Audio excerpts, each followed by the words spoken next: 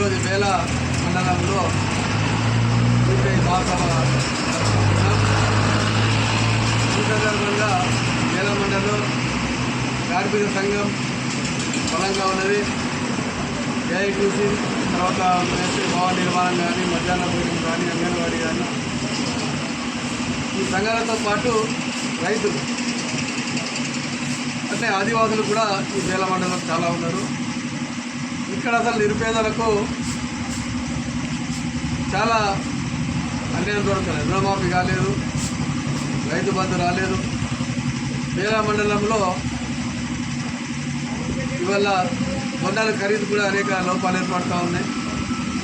ఇలా పంటలు పండించిన దానికి కూడా గిట్టుబాటు ధరలు లేవు.